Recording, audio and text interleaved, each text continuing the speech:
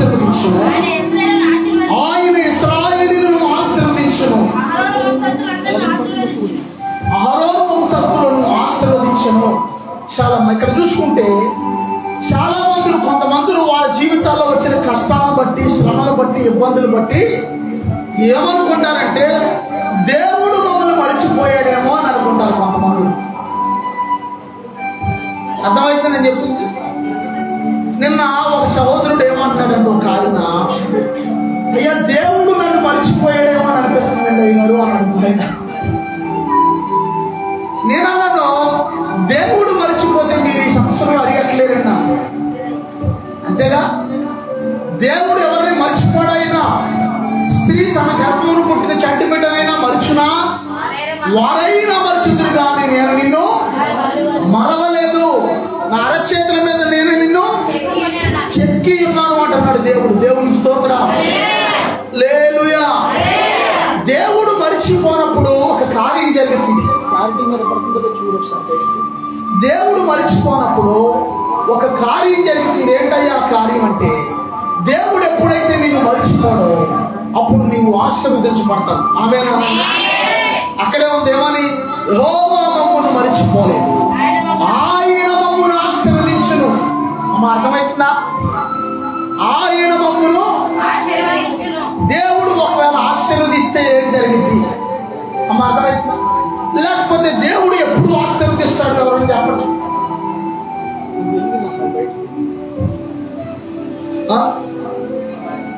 దేవుడు ఎప్పుడు ఆశీర్వదిస్తాడు? వినపడతల్లా?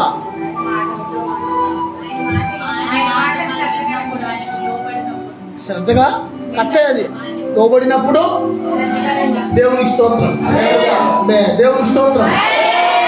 పోయి చాలు బాబోయ్, మీ అరుపులతో నన్నే చెప్తున్నానేనండి. దేవుని చేత మనం ఆశీర్వదించబడతానికి కొన్ని సూచనలు చెప్తున్నానేనండి. దేవుడు అవ్వని ఆదాన్ని ఆశీర్వదించాడు. ఫస్ట్ మనుషులు ఏమని ఆశీర్వదించాడు? మీరు ఫలించి అభివృద్ధి పొంది విస్తరించి భూమిని లోపరుచుకోండి అని ఆశీర్వదించాడు ఆయన. దేవుని స్తోత్రం. భూమిని లోపరుచుకోండి.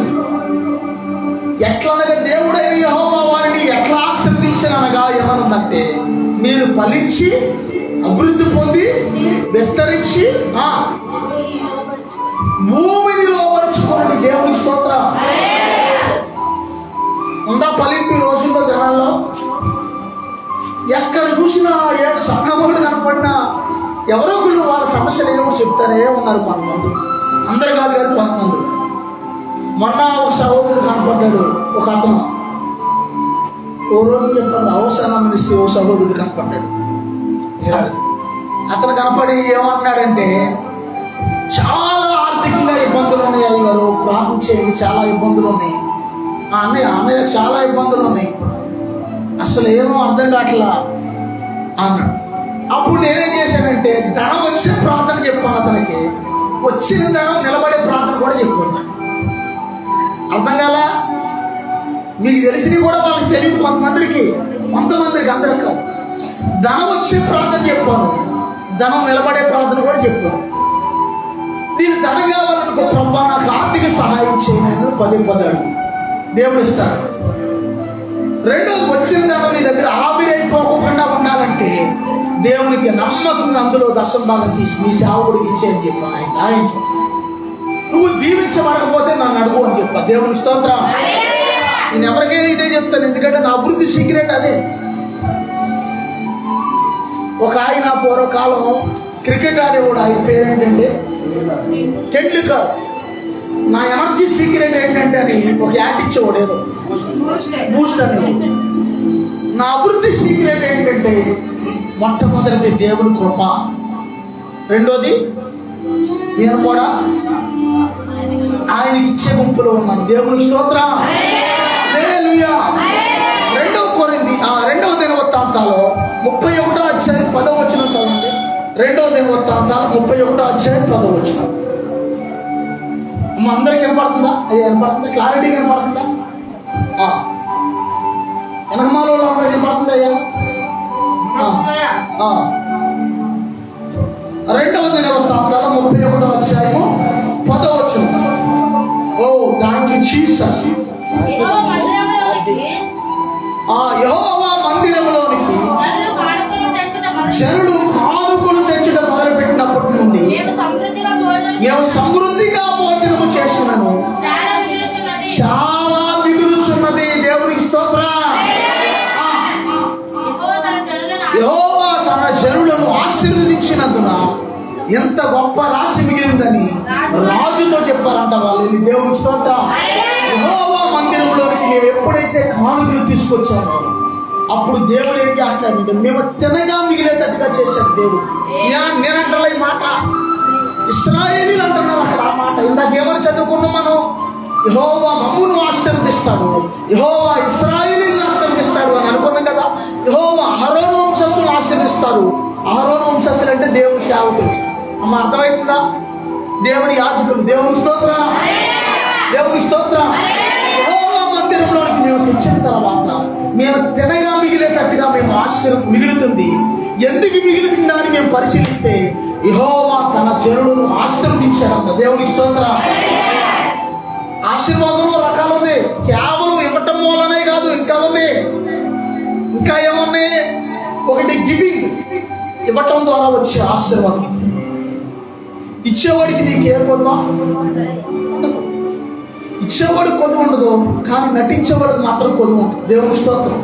నటించేవాడు అంటే ఏదో అందరూ ఇస్తున్నారు, అందుకే నేను కూడా ఏదో తప్పనిసరిగా ఏదో ఆచరించుకోవాలి కాబట్టి నేను కూడా ఏదో చిన్న తొలమపాలకు ఇచ్చి ప్రారంభం చేసుకుంటున్నాను.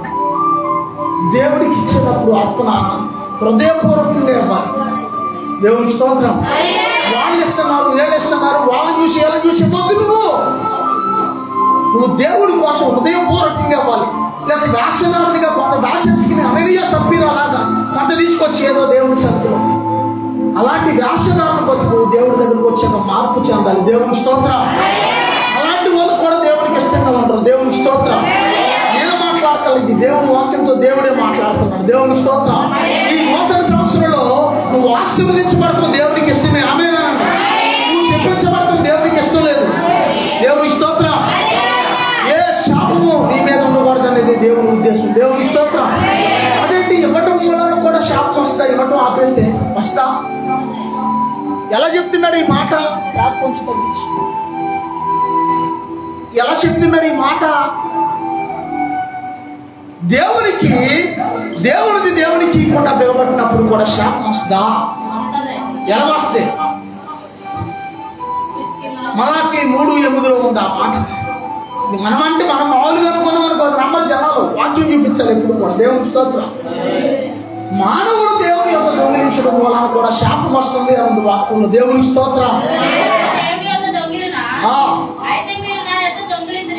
అయితే మీరు అందరూ నా యొక్క దొంగిలించుతున్నారు. దేని విషయంలో మేము నీ యొక్క దొంగిలితమని మీరందరూ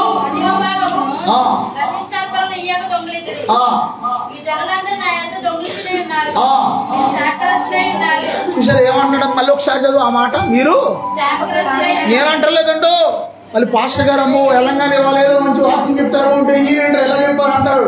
దేవుడు అంటున్నాడు ఈ మాట. దేవుని స్తోత్రం. మళ్ళీ ఏమంటున్నాడు అక్కడే 10వ వచనంలో, మీరు నాకు ఇచ్చి నన్ను శోధిస్తే ఆకాశపు వాక్యంలో నింపుతా అంటున్నాడు. దేవుని స్తోత్రం.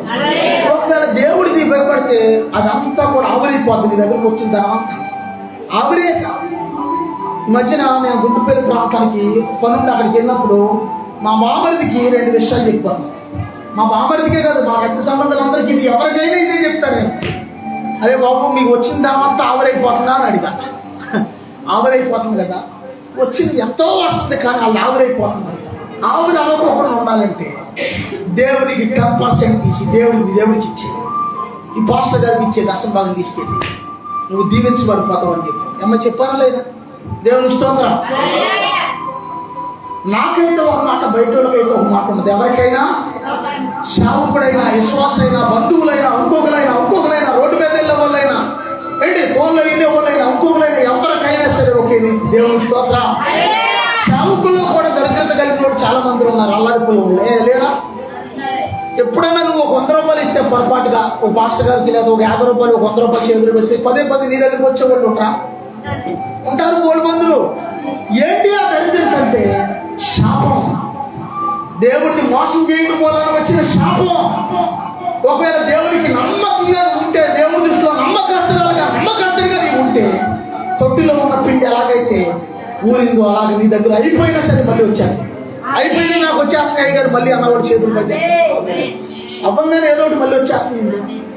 ఇది ఏంటనుకుంటున్నారు? ఇది నాయకత్వ లీడర్షిప్ ఆశీర్వాదం మీకు. దేవునికి స్తోత్రం, దేవునికి స్తోత్రం. వాళ్ళు అంటున్నారు, మేము యెహోవా మందిరంలోకి వచ్చిన తర్వాత సమృద్ధిగా తిన్నా సరే ఇంకా మిగులుతుంది మా దగ్గర. ఎందుకు మిగులుతుందా అని అడగడితే, యెహోవా తన జనులను ఆశీర్వదించారంట. ఆశీర్వాదం కావాలి అన్న వాడు చేతులు పైకి ఎక్కండి. దేవునికి స్తోత్రం. వద్ద ఆశీర్వాదం? దేవునికి స్తోత్రం. ఆశీర్వాదం ఎవరి చేతిలో పెట్టాడు దేవుడిని? ఆశీర్వాదం ఒక ఇద్దరు చేతులు ఎత్తండి. ఇద్దరు ఎత్తమండి, అమరైతే ఎత్తలేండి. ఒక ఇద్దరు లేకండి ఎవరా? సరే, ఇప్పుడు వీళ్ళిద్దరు ఉన్నారు. పరిశుద్ధమైన ఆశీర్వాదం కీర్తన చేతులు లేదు. ఎవరి చేతిలో ఉంది? కీర్తన చేతిలో ఉందనుకో, ఆమె అలాగే పడతాయి. ఎందుకు? మళ్ళా మా మాట ఎందుకు ఆశీర్వాదపడి నేను ఏమో నాకంటే గొప్పదైపోద్ది అమ్మ. అవునా కాదు? మనుషులు ఎవరైనా అలాగే అనుకుంటారు. కానీ నీ ఆశీర్వాదం దేవుడు ఎవరి చేతిలో పెట్టాడు? పాస్టర్ గారి చేతిలో కూడా లేదు. అది మా పాస్టర్ గారి చేతిలో కూడా లేదు. ఒక సహోదరుడు అన్నాడు, ఒక ఆయన, మనకు తెలిసిన ఒక ఆయన ఏమంటాడంటే, అత్తమానం ఏనండి జాగ్రత్తగా, అత్తమానం ఏమంటాడంటే, అయ్యో అనారోగ్యాలండి ప్రార్థన చేయండి, ఆర్థిక ఇబ్బందులండి ప్రార్థన చేయండి. ఆర్థిక ఇబ్బందులు, అనారోగ్యాలు. అత్తమానం వాట్సాప్ పెడుతుంటారు. ఒక అతను సహోదరుడు, దేవునికి స్తోత్రం. కానీ ఏంటి ఇది కారణం? నేను చెప్పి చెవిలో ఇంకా శంఖం ఉంటే నేను అందరికి అత్తమానం చెప్పను. దేవుడు ఒకసారి చెప్పమంటే చెప్తాను అంతే. దేవునికి స్తోత్రం. నీ ఆశీర్వాదం నీ చేతిలో ఉంది అంటాడు దేవుడు. ఆమేనా? నువ్వు దేవునికి నమ్మకం ఉంటే నువ్వు దీవించబడిపోతావు. దానికి నీకు ప్రత్యేకమైన ప్రార్థన నువ్వు చేయక్కర్లా. నువ్వు దేవునికి నమ్మకం ఉంటే చాలు, ఆటోమేటిక్గా నువ్వు దీవించబడిపోతావు. ఆమేనా? అసలు నేను ఎన్నోసార్లు ప్రభా అయిపోయింది ఆయన సహాయం ప్రభా, నా దగ్గర ఏమీ లేవయ్యా నీ సేవకుని ఆయన ప్రార్థన చేస్తే ఎవరో ఒకరు చెప్తారంట. ఒక రోజున ఆ యొక్క పట్టింట్లోకి వెళ్ళాక చాలా ఆర్థిక ఇబ్బందులు ప్రార్థన చేస్తున్నాను. ఆర్థికంగా ఇబ్బంది ఉంది ప్రభా, నీ సేవకుని అయ్యా ప్రార్థన చేస్తుంటే నువ్వు చెప్తే నమ్మరు, నిన్ను పోషించడానికి కాకులు వస్తాయి అన్నాడు స్వరంతో దేవుడు. అన్న తెల్లారే ఎంత అమ్మాయి అయినా ఎంత కొట్టారు అన్న? తెల్లారే సంజయ్ గారు 2500 కొట్టాడు దశపాలు. దేవుని స్తోత్రం, దేవుని స్తోత్రం.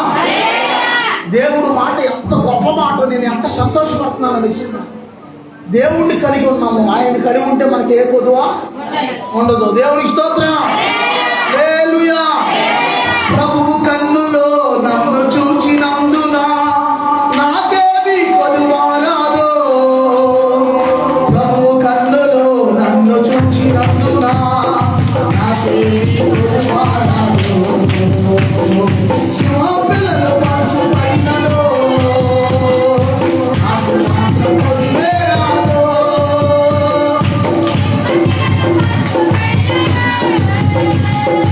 నాకు మాత్రం కొదువే రాదో. నీ దృష్టి కన్నులు నన్ను రాబోలో. నన్ను ఆదరించుకో.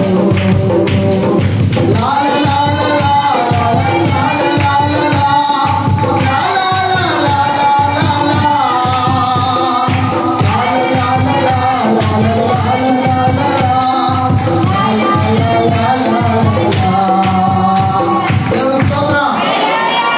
ఒక ఆశీర్వాదం ఏమో, మొదటి ఆశీర్వాదం చెప్పాను, గివింగ్. దేవునికి ఇవ్వటం వలన, అమ్మ గివింగ్ అయినా దానికి అర్థం అంతేగా. గివింగ్ దేవునికి ఇవ్వడం ద్వారా మనకి వచ్చే ఆశీర్వాదం గురించి. రెండో ఆశీర్వాదం గురించి చెప్తున్నాను. ఎవరన్నా చెప్పండి రెండో ఆశీర్వాదం. అమ్మా అది మంచిదే. ఇంకా పేదలకు సహాయం అంటే గుర్తొచ్చింది. కొంతమంది ఏం చేస్తారంటే కొంతమంది ఏం చేస్తారంటే బీదలకి దేవుడు సహాయం చేయమన్నాడు కదా అని చెప్పి దేవుని యాచకులకి ఇవ్వాల్సినటువంటి 10% దశంభాగం తీసుకెళ్లి బీదలకి ఇస్తారు. దాని ద్వారా ఆశీర్వాదం రాదు. ఎందుకంటే నేను చూశాను. నేను ఫస్ట్లో తెలియక రూములు అద్దెలు కట్టడానికి ఆ పేరంపేట గంట మీద నాగులు కూడా అవ్వారు సైడ్లో గుర్తుందయ్యా, అద్దెలు కట్టడానికి దశంభాగాలు తీసి ఇచ్చేవాడిని. కానీ ఎలా ఉండేదంటే నా పరిస్థితి ఎప్పుడు కూడా గొర్రెతో బెత్తిరన్నట్టుగా ఇంకెదుగు లేదు బొదుగు లేదు, అలాగే ఉండేవాడు. ఒకనొక టైంలో పిల్లలకి మోసేకి అనారోగ్యం అయితే హాస్పిటల్కి తీసుకెళ్తాను డబ్బులు లేవు. మోసే అలా పడుకున్నాడు, నీరసం ఉంది. అప్పుడు మన పౌరులోనూ ఇంకొక అతను ఉండేవాడు, ఫోటోలు తీసే బాధ ఒక అతను ఉండేవాడు. వీళ్ళిద్దరూ వచ్చి, నేను ఎక్కడో సేవలు పోవడానికి వెళ్ళాను, నేను లేను. వీళ్ళిద్దరూ వచ్చి ఆర్ఎంపీ డాక్టర్ దగ్గరికి మోసే తీసుకుని వెళ్ళి ఇంజక్షన్లు చేయించుకుని తీసుకొచ్చారు. ఎంత అల్లాడిపోయేవాళ్ళు అంటే, ఎంత బాధ అంటే, ఎంత ఇబ్బంది అంటే, అసలు ఇల్లు గడవడం కూడా కష్టమైపోయింది ఆ దినాల్లో. ఒకసారి కాపీ పనికి కూడా వెళ్ళాం, పౌరులు నేను కలిసి వెళ్ళమా లేదా చెప్పాలి. కాపీ పనికి కూడా వెళ్ళాం. ఎన్ని బాధలో, ఎన్ని ఇబ్బందులు. తర్వాత ఎప్పుడైతే దేవుడు ఇందులో ఉన్న ఆశీర్వాదం మాకు బయలుపరిచాడు, ఇక నేను చూడు నిజంగా నాకున్న అలవాటు ఏంటంటే, ఒక ధనం ఒకటే కాదు, ఎక్కడికైనా వెళ్ళి ఫోన్ చేశాను అనుకోండి, ఎవరైనా బిర్యానీ పెట్టారనుకోండి, ఇంటికి రాను కానీ ఆ బిర్యానీకి 200 రూపాయలు రేటు కట్టి 20 రూపాయలు దేవుడికి ఆశీర్వాదం చేస్తాను. ఎవరైనా ఎక్కడికి వెళ్తే ఒక గ్లాస్ డ్రింక్ పోసారనుకోండి, ఇంటికి రాను కానీ దానికి 1 రూపాయలు ఆశీర్వాదం చేస్తాను. ఎక్కడైనా టీ తాగారనుకోండి, దానికి కూడా. అబ్రహాము ఆశీర్వాదం మనకు కావాలంటే అబ్రహాము ప్రతి దాంట్లో కూడా దేవునికి 10% ఇచ్చాడు. దేవునికి స్తోత్రం. హెబ్రీ గ్రంథం 7వ అధ్యాయం 4వ వచనం చదవండి ఒకసారి. హెబ్రీ 7:4. Oh thank you Jesus. హెబ్రీ 7:4. ఇతడు ఎంత గనుడో చూడుడి, మూల పురుషుడైన అబ్రహాము అతను కొల్లగొన్న శాస్త్రమైన వస్తువులన్నిటిలోనూ 10వ వంతు ఇచ్చాను. దేవునికి స్తోత్రం. అబ్రహాము ఆశీర్వాదం మనకు రావాలనుకోండి, అసలు ఈ ప్రతి దాంట్లో దేవుడికి ఓట ఉండాలి. ఆమె ఇంకో ఇది నీకు, ఇది నీకు, ఇది నీకు, ఇది నీకు, ఇది నీకు. మరి దేవుడికి దేవుడు తీసుకుంటాడా? దేవుడు తీసుకుంటాడా? తీసుకుంటాడు అన్నవాళ్ళు, నా పార్టీ వాళ్ళు చేతులు పైకి ఎత్తండి. తీసుకోవడం అన్నవాళ్ళు పైకి ఎత్తండి. యోగు గ్రంథం 41వ అధ్యాయం 11వ వచనం చదవండి. ఓ థాంక్స్ జీసస్. అబ్రహాము దేవుడు, ఇస్సాకు దేవుడు, యాకోబు దేవుడు నన్ను ఆశీర్వదించును. అబ్రహాము ఇస్సాకు దేవుడు, యాకోబు దేవుడు ఆశీర్వదించును.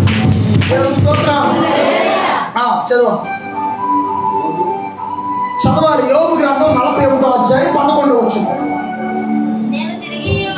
నేను తిరిగి ఇవ్వవలసి ఉండినట్లు నాకెవడైనను ఏమైనను ఇచ్చెనా? ఆకాశ వైశాల్యము క్రింద ఉన్నదంతయు నాదే కదా అంటున్నాడు దేవుడు. దేవుని స్తోత్రం. నేనంటలేదంటే ఈ మాట అమ్మాయి అన్నారా? ఎవరన్నారు? నేను తిరిగి ఇవ్వవలసి ఉండినట్లు. చాలా మంది అయ్యగారు ఇక్కడ మీకు అర్పణీయంగానే చాలా బేగా ఆశీర్వాదం వస్తుంది అంటున్నారు చాలా మంది. ఏం చేస్తాను తెలుసా, నేను ఇచ్చి ఇక్కడ దేవుని సన్నిధిలో ఎవరైతే అర్పించారో వాళ్ళందరి కోసం అక్కడ ప్రార్థన చేస్తుంటాను. అక్కడ ప్రభావ వాళ్ళకి వెంటనే ఫలం వచ్చేయాలి, వెంటనే వచ్చేయాలి అని ప్రార్థన చేస్తుంటా. దేవుని స్తోత్రం. హైబ్రిడ్ మొక్కలా ఉండాలి మన సంఘం. అమ్మా అర్థమైతే హైబ్రిడ్ మొక్కలా ఉండాలి. వెంటనే కాయలు వచ్చేస్తాయి. మొన్నే కాయలు వచ్చారంటే మళ్ళీ కాయలు వచ్చేసింది ఏంటి? అలా ఉండాలి. దేవుని స్తోత్రం. దేవుడు అంటున్నాడు, నేను తిరిగి ఇవ్వవలసి ఉన్నట్టు నాకెవడైనా ఏమైనా అన్నాక ఏమంటున్నాడు? మళ్ళీ ఆకాశం కింద ఉన్నది అంతయు కూడా అదే కదా అంటున్నాడు. నువ్వు అనుకుంటావు ఒక 2 సెంట్లు, మనం అనుకుంటాం చర్చి కోసం 2 సెంట్లు, 3 సెంట్లు, 4 సెంట్లు స్థలం ఉంటే చాలు అని అనుకుంటాం. లేకపోతే ఇంకోటి ఏదైనా ఇల్లు కోసం 2-3 సెంట్లు ఉంటే చాలు అనుకుంటాం. ఎవరిది? దేవుడిది. ఇది ఎవరిది? ఇదంతా దేవుడిదే. దేవుని స్తోత్రం. దేవుడు నీకు ఇచ్చాడు అనుకోండి, నీకేది తక్కువ కాదు. ఆమేనా? అమ్మ అర్థమైంది నేను చెప్తాను. దేవుని స్తోత్రం. పేదల గురించి అన్న సందర్భంలో నుంచి ఇంత లెక్క వచ్చింది. మళ్ళీ అసలు ఆ సబ్జెక్ట్ అయిపోయింది మొదటిదే. మళ్ళీ రెండోది బేదలకు ఏది ఇవ్వాలి? మన వేరే పర్సనల్ దాన్ని ఇవ్వాలి బేదలకి. నేను ఇవాళ 10 రూపాయలు బిళ్ళలు 3 వేసుకెళ్ళా జేబులో. అడుగుతున్న వాళ్ళు ఎవరో కలుపుతారమ్మాయి అని అడిగితే 3 బిళ్ళలు వేసుకెళ్తే 3 అయిపోయినాయి ఉన్నాయా? ఇంకోటి ఏదో జేబులో సౌండ్ చేస్తుంది ఏంటి?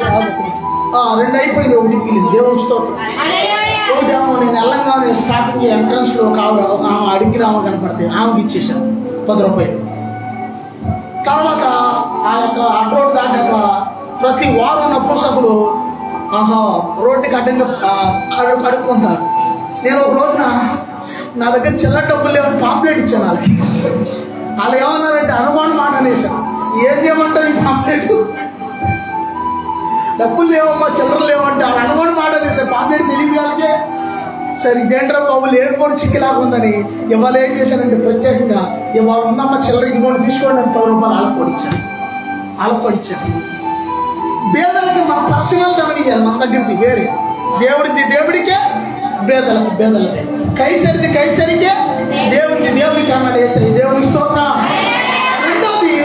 రెండో ఆశీర్వాదం ఇప్పుడు చెప్పబోతున్నాను. ఎవరైనా కనిపెడితే రెండో ఆశీర్వాదం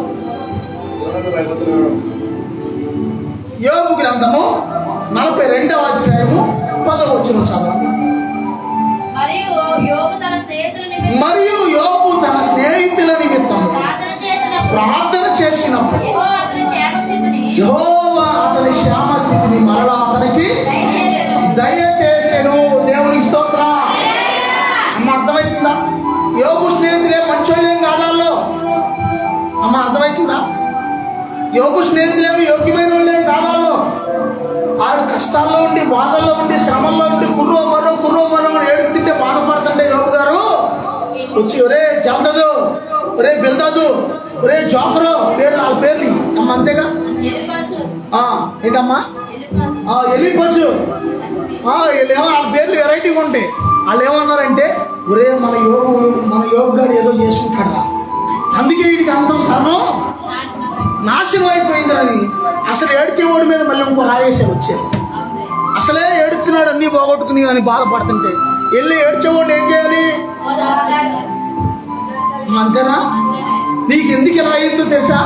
నువ్వు మంచివాడు కాదు, నువ్వు మంచివాడు కాదురా, అందుకే నీకు ఎలా జరిగిందిరా అన్ని. అరే అప్రాసుడా అన్నావు అనుకో, ఆడికి ఎలా ఉంటుంది? ఇంకా పుండి మీద అసలే బాధపడుతుంటే అలాంటి మాటలు వేస్తే చాలా కుంగిపోయాడు యోగు. కానీ దేవుడు మళ్ళీ అన్నాడు, నా సేవకుడైన యోగు ప్రార్థన చేస్తే మిమ్మల్ని క్షమిస్తాను అన్నాడు వాళ్ళతో. తర్వాత యోగుని కూడా నువ్వు వాళ్ళు క్షమించరా బాబు, వాళ్ళ కోసం ప్రార్థన చేయి అన్నాడు దేవుడు. యోగు ఏం చేశాడంటే క్షమించి ప్రార్థన చేశాడు తన స్నేహితుల కోసం. మనం చేస్తామా? మీరు కాదులే, నేను కూడా చేయలేను. అమ్మ ఇక్కడే ఉన్నారా? మీ గొడవలేండి, నేను కూడా చేయలేను అసలుగా. చెప్పమయ్యా. క్షమించి ప్రార్థన చేశాడంటే వాళ్ళ కోసం, తన స్నేహితుల కోసం ప్రార్థన చేశాడంటే యోగు. దేవుని స్తోత్రం. అమ్మ మనం చేస్తామా? అసలు మన కోసమే చేయం కదా. మాస్టర్ గారు మీరు బలి చెప్తున్నారంటే అసలు మేము మా కోసమే చేసుకోం కదా సరిగా. ఇంకా వాళ్ళెవరి కోసం ఏమంటే మేము ఎలా చేస్తాం బాబు. అమ్మ అర్థమైందా? క్షమించి ప్రార్థన చేశాడు నా స్నేహితుల కోసం. దేవుని స్తోత్రం. అయ్యా నా స్నేహితులు క్షమించు ప్రభా, నా స్నేహితులు క్షేమంగా ఉండాలయ్యా. అయ్యా నా స్నేహితులందరికీ మారు మనసును దయచేది, నా స్నేహితులందరికీ రక్షణ దయచేది. మామైతే అలా చేస్తాం కదా, అలా ప్రార్థన చేశాడంట. దేవుని స్తోత్రం. చాలా మంది నా స్నేహితులు, నా బంధువులు అన్ని జైల్లో ఉండిపోయారు. వాళ్ళందరూ అన్ని జైల్లో ఉండిపోయారు. మొన్న కూడా నేను సమాధి కార్యక్రమానికి కరెక్ట్గా జనవరి 1 రోజున అన్నీ ముగించి ఇంట్లో అడిగెట్టానండి. తప్పని ఫోన్ వచ్చింది. ఒక ఆయన పెద్ద ఆయన ఇక్కడ చనిపోయాడు, కార్యక్రమం ముందు రావాలని. దీర్ఘంరాజు గారు 108 సంవత్సరాలు అంటాయి. తప్పని ఫోన్ చేశాను. సరే వెళ్ళకపోతేనేమో ఏమనుకుంటారంటే వీడికి ఇంత గర్వం ఏంటి అంటారు. సరే కనపడాలిగా. సర్లేని నేను వెళ్ళేసరికి అక్కడ తీసుకెళ్ళిపోయాడు సుశాంత్ గారికి. సరే అక్కడికి వెళ్ళి కనపడితే అక్కడ మా బంధువులు ఒక ఆయన సడన్ గా బామర్ తిరిగి వచ్చేసరికి ఇంకా ఈ చనిపోయిన అతను లేపేస్తాకు వచ్చేసేవో అనుకున్నాను నేను అన్నాడు ఆయన చాలా బలంగా. నేనన్నాను, నేను చూడడానికి వచ్చాను, లేపడానికి రాలేదులే అన్నాను. మరి ఈ మధ్య చాలా మంది పాస్టర్లు అక్కడ లేపేస్తున్నారు అందరినీ అన్నాను. సరే వాళ్ళ దగ్గరికి తీసుకెళ్ళిపోయారా మరి అన్నాను. మా అర్థమైందా? గొడవలోనూ కూడా మంచిగానే సమాధానం. మరి వాళ్ళ అన్నీలు కాబట్టి తెలియదు కాబట్టి వాళ్ళు అలాగే, మనకు తెలిసిన వాళ్ళు కాబట్టి వాళ్ళతో పాటుగా మనం కూడా ఎలా కొనవాడమనుకో, ఇంకా వాళ్ళకి మనకి తేడా ఏముంది? అర్థమవుతుందా?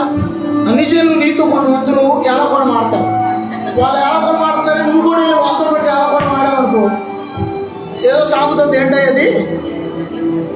గొప్పు రాసుకుంటే జోగి జోగి రాసుకుంటే బూడిద రాలిందంట. అలా అయిపోతుంది పరిస్థితి. దేవుని స్తోత్రం.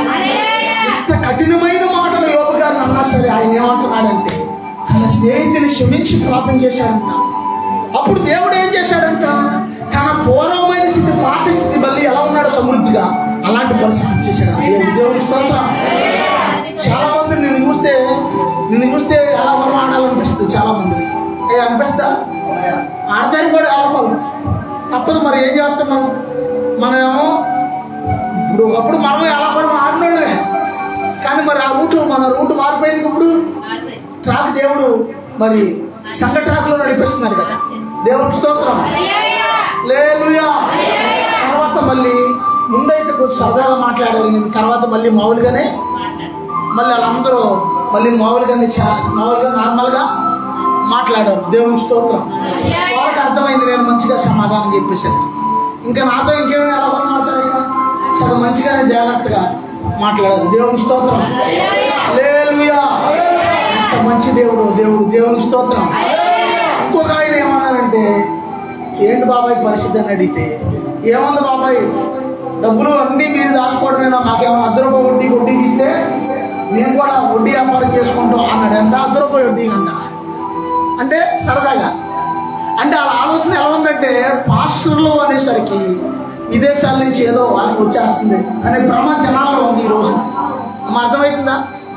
పాస్టర్ గారు బాధలు ఎవరికి తెలియదు కదా. వాళ్ళకి ఎలా ఉంటుందంటే, మొన్న గంటమో తెల్లడి సొక్కాయ చూసేసరికి వాళ్ళకి దొరబాబులాగా కనపడుతుంటాం. అది మంచిదే, అలాగే కనపడాలి. దేవుని స్తోత్రం. మనుషులు ఆలోచన, మన బంధువులు ఎక్కడైనా ఎక్కడైనా కార్యక్రమాల్లో కలిసినప్పుడు ఏమని అడుగుతారంటే, పిల్లలు ఎంతమంది అంటారు తెలియని వాళ్ళే ఒకటి. రెండోది, ఏం సంపాదించావు, ఏమైనా సంపాదించావా అమ్మా, ఏమైనా సంపాదించావా అయ్యా అని అడుగుతారు. వాళ్ళు అడిగేది అదే, మారు మనసు పొందావా, రక్షణ పొందావా, దేవుని సన్నిధికి వెళ్తున్నావా, పరిశుద్ధాత్మతో నింపబడ్డావా, సంఘంలో అన్ని క్రమాల్లో క్రమంగా ప్రార్థన వెళ్తున్నావా ఇవి అడుగుతారా? ఇన్ని అడగరు. యోబు స్నేహితులు, యోబు చూస్తేనేమో చాలా భక్తి ఉంది, కానీ యోబు స్నేహితులు చూస్తేనేమో చాలా ఏమంటారు దాన్ని, ఏమంటారు ఆ యొక్క భక్తి లేదా వాళ్ళ దగ్గర. అందుకే యోబు బాధల్లో ఉన్న వాళ్ళు ఏం చేశారంటే నిందలేశారు వచ్చి. కానీ యోబు అంట వాళ్ళందరి కోసం ప్రార్థన చేసినప్పుడు పూర్వస్థితిని మరలా దేవుడు ఇచ్చేశాడు. దేవుని స్తోత్రం. తర్వాత ఆ యొక్క 42 ఆ మరో మాట 11 అనుకుంటా, యోబునకు పూర్వం కలిగిన దానికంటే 2 అధికముగా అతనికి దయచేసిన దేవునికి స్తోత్రం. శ్రమ, కష్టము, బాధ, ఇబ్బంది రాకముందు నీకు ఒకంటే ఆశీర్వాదం. గుర్తుంచుకోండి జాగ్రత్తగా. నువ్వు శ్రమలు, కష్టాలు, బాధలు, వేదనలు దాటి అవన్నింటినీ నువ్వు జయించిన తర్వాత 2 ఆశీర్వాదం వస్తుంది. ఇది బైబిల్లో ఉంది. ప్రాక్టికల్ గా కూడా నా జీవితంలో కూడా కొన్ని అనుభవాలు ఎదురైంది. నాకు భయంకరమైన అగ్ని వంటి శ్రమలో దేవుడు గత కాలంలో నడిపించారు. నాకు కొన్ని సంవత్సరాల క్రితం అగ్ని వంటి శ్రమ. ఆ శ్రమలో అయిపోయిన తర్వాత దేవుడు కొన్ని రాష్ట్రాలకి, కొన్ని దేశాలకి తెలిసేటట్టుగా దేవుడు చేశాడు. దేవుని స్తోత్రం. అంటే ఇప్పుడు ఏమైందంటే, మునుపటి కంటే అధికమైన కృప దేవుడు. దేవుని స్తోత్రం. యోబు చరిత్రను బట్టి మనం ఏం నేర్చుకోవాలంటే, నీకు శ్రమ వచ్చినప్పుడు, బాధ వచ్చినప్పుడు, వ్యాధి వచ్చినప్పుడు, కష్టం వచ్చినప్పుడు, మొత్తం తులుసుకొట్టుకు పోయినప్పుడు నీకు ఒకంత ఆశీర్వాదం ఉంటే, ఆ శ్రమలు జయించిన తర్వాత 2 ఆశీర్వాదం వస్తుంది నీకు. దేవుని స్తోత్రం. దేవుని స్తోత్రం. తర్వాత మరో మాట చూసుకుంటే, మరో మాట మార్కు సువార్త 6వ అధ్యాయము 41వ వచనం చదవండి. మార్కు సువార్త 6వ అధ్యాయం 41వ వచనం. మార్కు సువార్త 6వ అధ్యాయము 41వ వచనం 42వ వచనం. అంతటా ఆయన ఆ 5 రొట్టెలను 2 చేపలను పట్టుకొని ఆకాశం వైపు వైపు కనులెత్తి ఒకసారి చూడండి. యేసు ప్రభు వారు కొండ మీద ప్రసంగం చేస్తున్నప్పుడు యేసయ్య రొట్టెలు ఇదిగో మీ దగ్గర తినడానికి ఏమైనా ఉన్నాయా అని అడిగాడు యేసయ్య.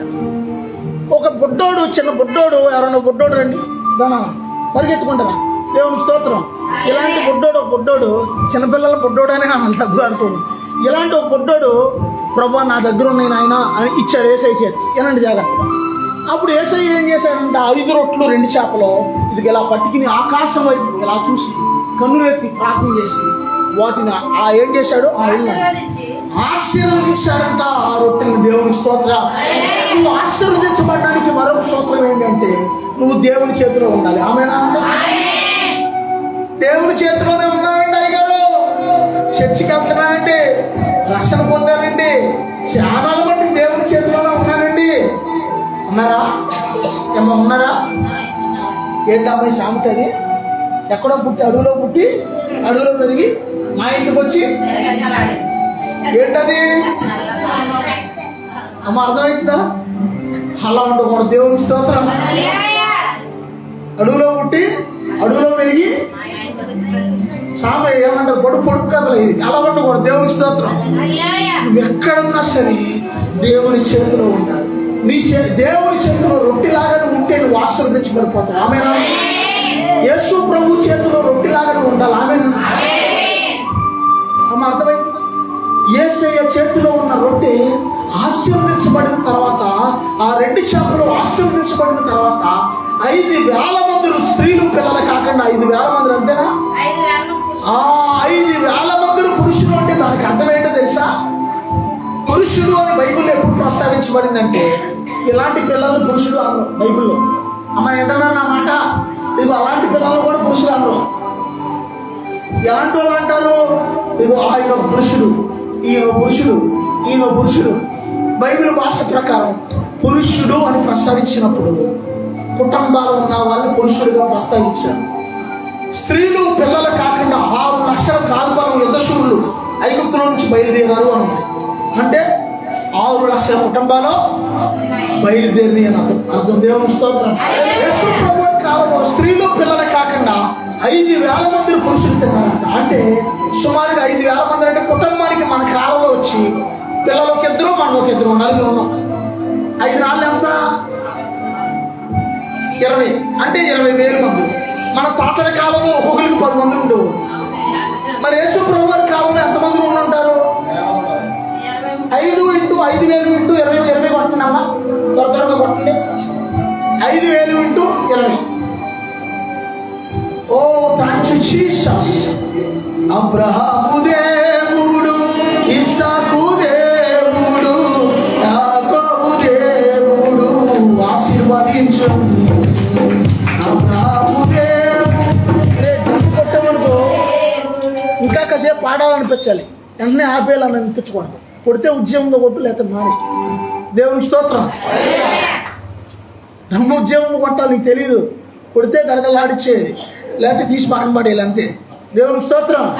అబ్రహాము దేవుడు, ఇస్సాకు దేవుడు, యాకోబు దేవుడు ఆశీర్వదించు.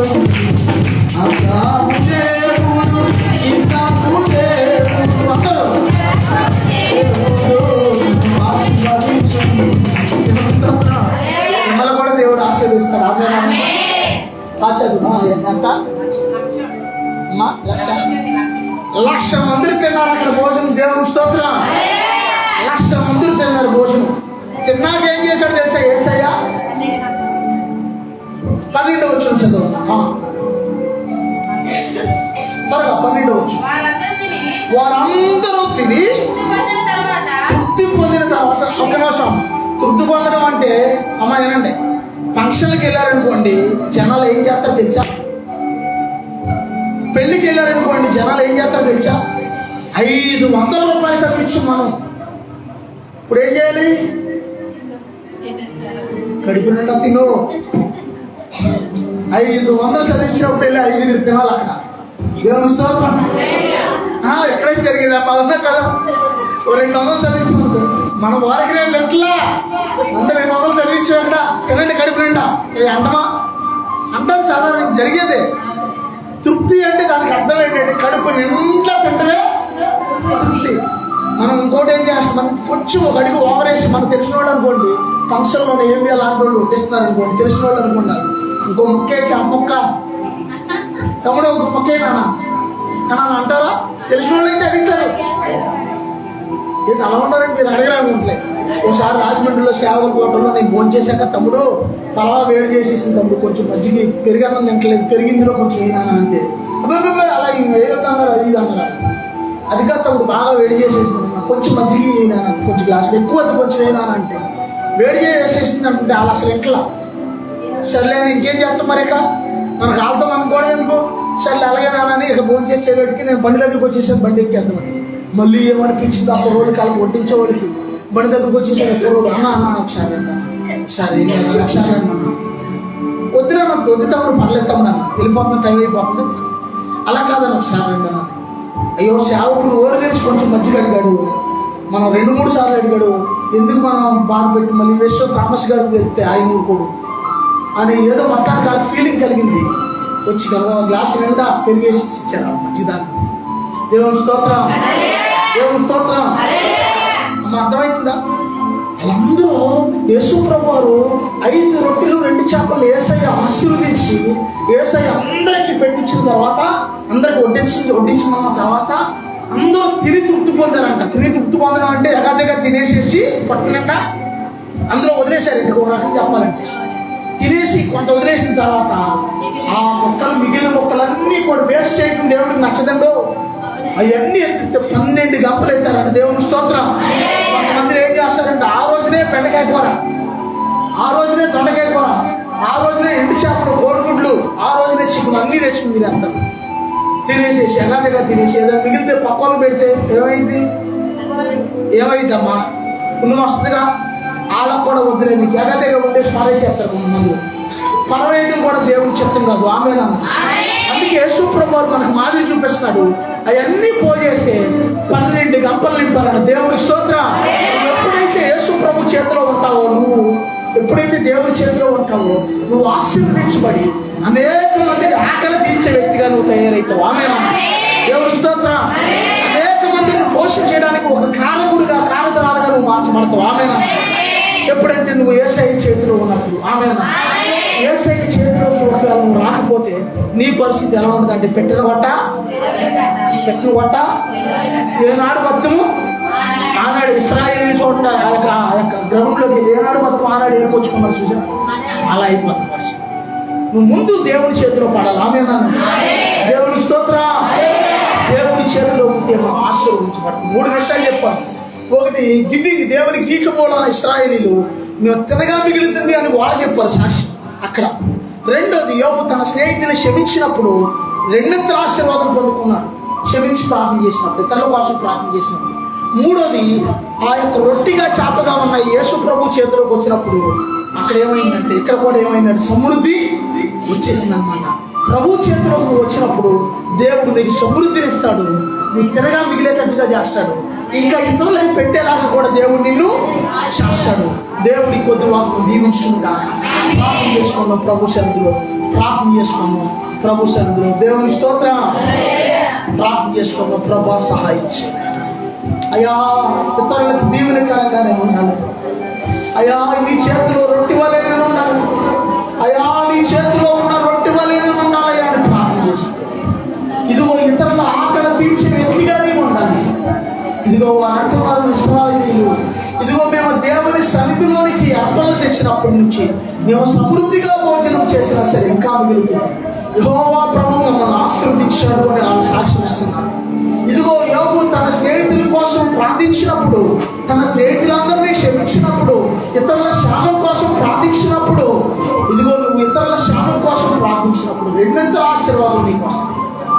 ప్రభు సన్నిధిలో ప్రభా ఇతరుల క్షేమం కొరకు ప్రార్థన చేసే వ్యక్తిగా నడిచి, ఇతరుల కొరకు ప్రార్థించే వ్యక్తిగా నడిచి, ఇతరులకి నాయన వేరు చేసే వ్యక్తిగా నడిచే ప్రార్థన చేసుకో. ఇతరుల కొరకు నువ్వు ఎప్పుడైతే ప్రార్థన చేస్తావో, ఇదిగో నువ్వు దీవించబడిపోతావు, నువ్వు ఆశీర్వదించబడిపోతావు దేవుని సన్నిధిలో. ఇదిగో చిన్న పిల్లవాడు చేతిలో ఉన్నప్పుడు అవి రొట్టెలే, అవి చేపలే, కానీ అవి యేసు ప్రభు చేతులకు వెళ్ళినప్పుడు యేసయ్య వాటిని ఆశీర్వదించాడు. యేసయ్య ఇతరులకి వడ్డించమని తన శిష్యునికి ఇచ్చాడు. అవన్నీ ఇతరులకి వడ్డించబడిన తర్వాత 12 గంటలుగా మార్చబడి, ఇదిగో నీ చేతిలో ఉన్న రొట్టెలు, నీ చేతిలో ఉన్న చేపలు యేసు ప్రభు చేతిలోకి వెళ్ళినప్పుడు అవి ఆశీర్వదించబడతాయని తెలుసుకో. ఇదిగో 12 గంటల విత్తనాలుగా తిరిగి ఫలంగా మళ్ళా నీకు వస్తుందని నువ్వు తెలుసుకో. ప్రభువానికి వందనాలయ్యా. అయ్యా, నీ చేతిలో రొట్టె వలె నేను ఉండాలి. అయ్యా, నీకు ఏర్పరచుకున్న వ్యక్తి వలె నేను ఉండాలి. అయ్యా ప్రభా, సహాయం చేయాలి. ఆ చిన్న పిల్లవాడు ఎలాగైతే యేసయ్య మాట విన్నాడో, కుమారుడా కుమార్తె, నీవు అలాగే దేవుని మాట వింటే నువ్వు దీవించబడిపోతావు, నువ్వు ఆశీర్వదించబడిపోతావు. ఇదిగో ఏ శాపము నీ మీద ఉండకూడదు అని దేవుడు కోరుకుంటున్నాడు. ఏ ఇబ్బంది నీ మీద ఉండకూడదని దేవుడు కోరుకుంటున్నాడు. ప్రభా, సహాయం చేయాలి. అయ్యా, నీ చేతిలో రొట్టె వలె నేను ఉండాలి. అయ్యా, నీ మాట వినే వ్యక్తిగా నేను ఉండాలి. అయ్యా, నీ చిత్తానుసారంగా అడిగి వేసే వ్యక్తిగా నేను ఉండాలి. అయ్యా, అననీయ సభ్యుల లాంటి మనసు ఎక్కడ నాలో ఉండకూడదు. అయ్యా, ఇదిగో నేను నమ్మకమైన వ్యక్తిగా నేను ఉండాలి బాబు. ప్రభా, సహాయం చేయాలి. ప్రభా, దర్శించు. ప్రభా, దాటిపోవద్దయ్యా. యేసయ్య నిన్ను ప్రేమిస్తున్నాడు. ఈ నూతన సంవత్సరంలో యేసయ్య నిన్ను ఆశీర్వదించాలని నాకు ఇష్టపడుతున్నాడు ఆయన. ఇదిగో నిశ్చయముగా నేను నిన్ను ఆశీర్వదిస్తాను అంటున్నాడు ఆయన. నిశ్చయముగా నేను నిన్ను విస్తరింపజేస్తాను అంటున్నాడు ఆయన. ప్రభానికి వందనాలయ్యా. ప్రభానికి స్తోత్రాలు. కుమారుడా కుమార్తె, నీ ఆశీర్వాదం ఎవరి చేతిలో లేదు, నీ చేతిలోనే. ఇదిగో దేవుని మాట వింటే నువ్వు ఆశీర్వదించబడిపోతావు, నువ్వు దీవించబడిపోతావు. ప్రభు సన్నిధిలో ప్రార్థన చేద్దామా? ఇదిగో ఎప్పుడైతే యేసు ప్రభు చేతిలోకి ఆ రొట్టె చేపలు వెళ్ళాయో, అవి ఇదిగో ఇతరులకు ఆకలి తీర్చేగా మార్చబడి, ఇతరుల ఆకలి తీర్చే వ్యక్తిగా నువ్వు మార్చబడాలంటే, ఇతరులను పోషించే వ్యక్తిగా నువ్వు మార్చబడాలంటే, ఇతరులకు సహాయం చేసే వ్యక్తిగా నువ్వు మార్చబడాలంటే ప్రభు చేతిలో నీవు ఉండాలి. ప్రభు చేతిలో నీవు ఉండాలి. ప్రభు చిత్తానుసారంగా అడుగులు వేసే వ్యక్తిగా నీవు ఉండాలి. ప్రభానికి వందనాలయ్యా. ప్రభానికి స్తోత్రాలయ్యా. యేసయ్యా నీకు స్తోత్రాలయ్యా. యేసయ్యా నీకు స్తోత్రాలయ్యా. అయ్యా, వాక్యం చేత నాతో మాట్లాడావయ్యా. ఇదిగో కుమారుడా, నీవు ఆశీర్వదించబడటం దేవునికి ఇష్టమే. కుమార్తె, నువ్వు ఆశీర్వదించబడటం దేవునికి ఇష్టమే. దేవుడు నువ్వు ఆశీర్వదించబడాలని కోరుకుంటున్నాడు. దేవుడు నువ్వు దీవించబడాలి అని కోరుకుంటున్నాడు. కానీ దానికి అడ్డు ఎవరంటే నీవే. నీ ఆశీర్వాదానికి అందరూ అడ్డుగారు, కానీ నీవే అడ్డుగా ఉన్నావు. ప్రభా, నిశ్చయించాయి. అనేకమైన విషయాలు నేను తెలిసి కూడా ఫాలో అవ్వలేకపోతున్నాను. అయ్యా, అనేకమైన విషయాలు తెలిసి కూడా నేను వాటిని అనుసరించలేకపోతున్నాను. ప్రభా, అయ్యా నిశ్చయించాయి. అయ్యా, నా ఉదయం క్షమించండి. అయ్యా, నా బుద్ధిహీనతను క్షమించుకోండి. నా భక్తిహీనతను క్షమించమని ఆయనని ప్రార్థన చేసుకున్నాం. ప్రభు సన్నిధిలో ప్రార్థన చేసుకున్నాం.